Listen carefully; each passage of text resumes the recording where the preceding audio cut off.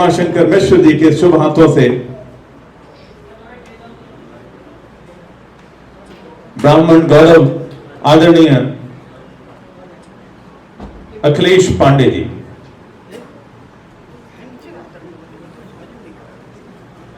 मित्रों, आज ये ब्राह्मण एकता मंच के तत्वधान में हम उपस्थित हुए हैं और थोड़ी मेरे गले में प्रॉब्लम हो गई 2-3 दिनों से, तो बोलने को कुछ खास रहा नहीं, क्योंकि हमारे पहले जितने भी पूर्व के वक्ताओं ने जो अपनी बातें रखी वो बहुत ज्ञानवर्धक थी, हमारे समाज के लायक थी। मैं आज इस मंच के माध्यम से बहुत बहुत धन्यवाद देना चाहता हूं और अभिनंदन करना चाहता हूं आदरणीय शंभुनाथ मिश्र जी को, जिन्होंने हम सबको यहां पर इकट्ठा करने का काम किया है। और मेरे जैसे प्राणी, मैं अपना गलती स्वीकार करता हूं कि इन्होंने पिछले 2 सालों से प्रयास किया कि मैं आऊं और अपने परिवार के बीच आकर मिलूं और लोगों को समझूं, परखूं। और मैं विभिन्न कारणों से, क्योंकि मैं एक शहर में रह नहीं पाता हूं, मैं नहीं उपस्थित हो पा रहा था। ऐसे मनीषी हैं शंभुनाथ मिश्र जी, इनके पुत्र भी हमारे घर पर आए धनंजय मिश्र जी, इनको भी मैं धन्यवाद देता हूं। और उन सब लोगों का उन्होंने अपनी भाषा का विकास किया, जन जन तक पहुंचाया, संकुचित विचार नहीं रखा और पूरे ब्रह्मांड में फैल गए। मुट्ठी भर लोग पूरे विश्व में शासन किए। तो इससे हमें शिक्षा लेने की जरूरत है। मैं ज्यादा नहीं बोल रहा हूं, माफी चाहता हूं। संस्कृत को हमने छोटा बनाकर खत्म किया, अब हमें जरूरत है। ब्राह्मण एकता मंच के माध्यम से बोलना चाहता हूं कि जो भी हमारे लोग हैं, जहां पर हैं, वहां के भी लोकल लोगों को जोड़ें, महाराष्ट्र के भी ब्राह्मणों को जोड़ें। आप जरूरत है यहां के भी लोगों को जोड़ने का। यहाँ जो हम लोग बैठे हैं मैक्सिमम पांडे, त्रिपाठी, तिवारी, दुबे, चौबे, छब्बे, मतलब हम लोग ही यूपी, बिहार, झारखंड, मध्य प्रदेश वाले लोग हैं।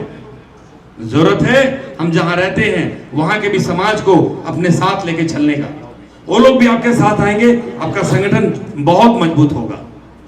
दूसरी बात मैं ये बताना चाहता हूं कि देखिए, एक बात और भी कहा गया है, संस्कृत में नहीं जानता हूं, सुनते आता हूं, संगे शक्ति युगे युगे। हम जहां पर हैं, जिस जगह पे हैं, चाहे हम प्रधानमंत्री कार्यालय में हैं या एक चपरासी हैं, हमें हमेशा दिमाग में रखना चाहिए कि हमारा एक गरीब भाई जिस समाज से हम आते हैं, मुझे ये कहने में जरा भी दुख नहीं होगा कि लगभग जितने भी ब्राह्मण हैं 95% लोग आज या 3 पीढ़ी पहले या 5 पीढ़ी पहले पूजा पाठ वाले या छोटे किसान ऐसे ही परिवार से आते होंगे और वहां से ही अपना स्थान बनाया होगा। तो हमारा जो बैकग्राउंड है विद्वता का रहा है, हम जन्म से ही विद्वान होते हैं। कोई शिक्षा उच्च प्राप्त कर ले और कोई नहीं भी करे तो भी उनके अंदर विद्या की विभूति होती है, लेकिन हम आर्थिक रूप से बहुत पिछड़े हैं। आज भी हमारा समाज आर्थिक रूप से बहुत ही पिछड़ा है। तो हमें यह हमेशा सोचना चाहिए कि हमारे समाज का कोई भी व्यक्ति कहीं भी मिल जाए, जरूरत नहीं है बताने की कि आप उसको उसके जाति के लिए मदद कर रहे हैं, लेकिन कहीं ना कहीं उस पर आपको ध्यान देना चाहिए। इसी से आपका समाज आगे बढ़ेगा। मैं भी, हमारा झारखंड में जहां से प्रेम प्रकाश पांडे जी आते हैं, बहुत ही अच्छे वक्ता है। हमारा नाम इन्होंने इतना बार लिया कि मुझे भी खराब लगने लगा। हमारा वहां स्टील प्लांट है, लोग हमसे कहते हैं बहुत बड़ा, मतलब लगभग 0.5 मिलियन टन का स्टील प्लांट मैं चलाता हूं और पहला मैं ब्राह्मण देश का प्रथम पावर प्रोड्यूसर हूं। हमारी फैमिली पहली पावर प्रोड्यूसर है। लोग कहते हैं आपके प्लांट में इतने सारे मुखर्जी, बनर्जी, बंगाल बॉर्डर का एरिया है, चटर्जी, ये पांडे, दुबे, चौबे, छब्बे, इतने लोग रहते हैं। आखिर ये गार्ड से लेकर ड्राइवर तक, यहां तक तो खाना बनाने वाला कुक भी आप महाराज राजस्थान का रखे हैं, शर्मा जी को। ऐसा क्यों? हमने कहा नहीं, ऐसा नहीं है। लोग ये सोच के आते हैं कि ये पांडे जी का प्लांट है, तो लोग जानबूझ के जो टाइटल नहीं भी रखता वो लिख के देता है। और हम उसके काबिलियत पे उसको परखते हैं। थोड़ा हम इसलिए उनके तरफ हाथ बढ़ा देते हैं कि इनको मदद कौन करेगा। हमारे पास आरक्षण नहीं है, हमारे पास रिजर्वेशन नहीं है, हमारे पास नौकरी नहीं है, कौन मदद करेगा। लेकिन काम लेने में हम लोग कोई कोताही नहीं करते हैं। या विशाल भगत आए हमारे यहाँ काम करते हैं, ये भी कहते हैं भैया ऑफिस में खाली पांडे दुबे चौबे छब्बे आप ज्यादा रखते हैं। हमने कहा जान के नहीं रखते हैं लोग, इसलिए अपना पेपर भेजते हैं। हम इंफ्रा में काम करते हैं, तमिलनाडु बॉम्ब ये आपको पुणे से लेकर सतारा तक 6 लेन रोड हम लोगों ने बनाया है। तमिलनाडु में हम लोग काम कर रहे हैं, यूपी, बिहार, मध्य प्रदेश, तमिलनाडु, उड़ीसा, ऐसे बहुत से राज्यों में हम इंफ्रा काम करते हैं हमारी कंपनी। लेकिन कोशिश होती है हमारा प्रोजेक्ट हेड जो है वो कोई अपना रहे, ताकि उसको दर्द रहे कि हमारा जो बॉस है हम लोगों की कंपनी को मैं धन्यवाद देता हूं जिन्होंने ब्राह्मण एकता मंच, थोड़ी गले में खराश है, बीच बीच में आवाज जाएगी तो इसके लिए माफी चाहता हूं। ब्राह्मण एकता मंच के को बनाने में और ब्राह्मणों को इकट्ठा करने में और इस मुंबई जैसे महानगर में समस्त ब्राह्मणों को एक छत के नीचे लाकर, लोग कहते हैं ब्राह्मण एक साथ खड़े नहीं होते, क्योंकि शेर की कोई सभा नहीं होती, उस तरह ब्राह्मणों का कोई फौज नहीं होता। ये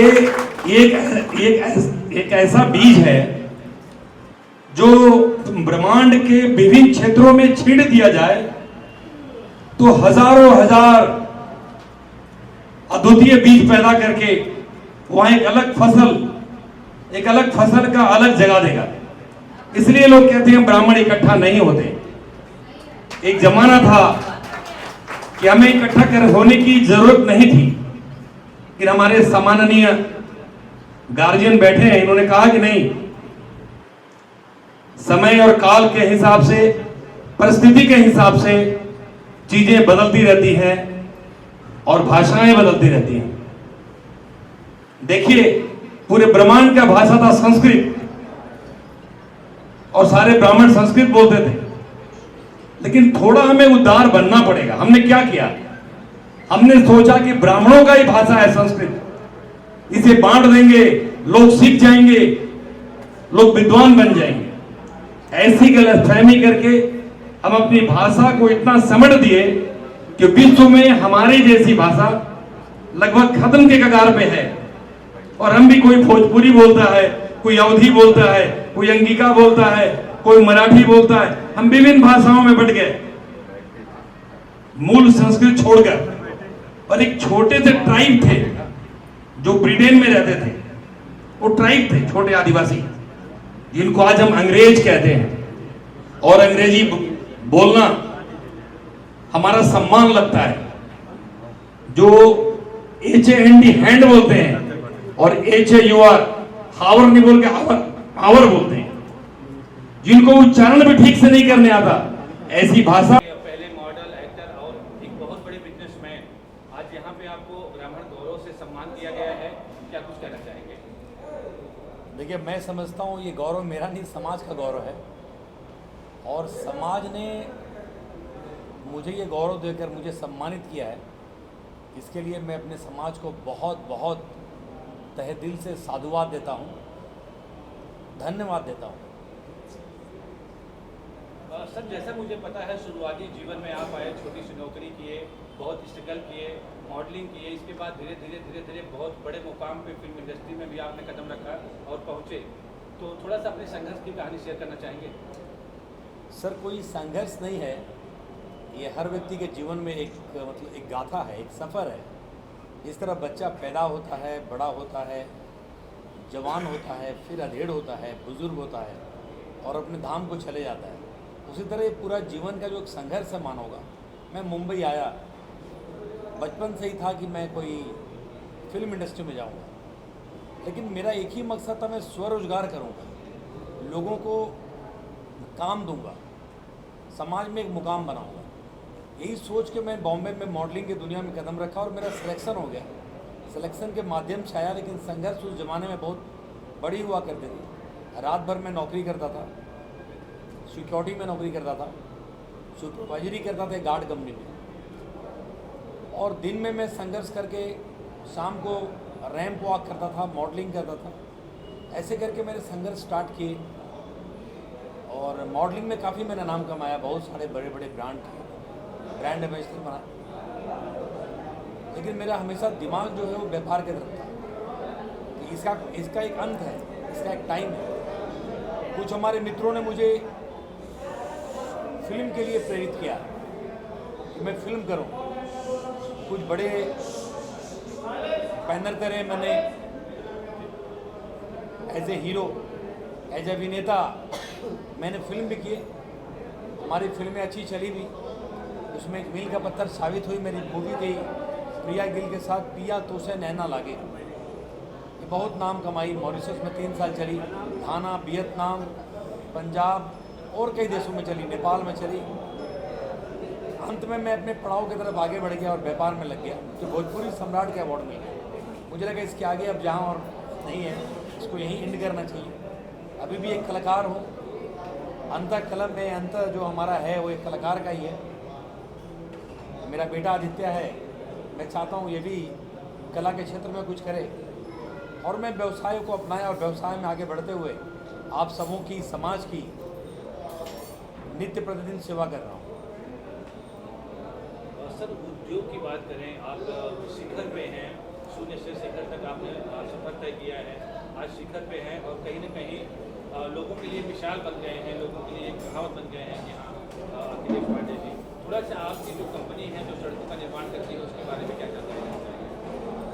सर, अल्ट्रा शक्ति के नाम से हम स्टील बनाते हैं और बनाते हैं, बिजली पैदा करते हैं और ट्यूब बनाते हैं, पाइप बनाते हैं, सरिया बनाते हैं और उस सरिया को लगा के हम रोड बनाते हैं।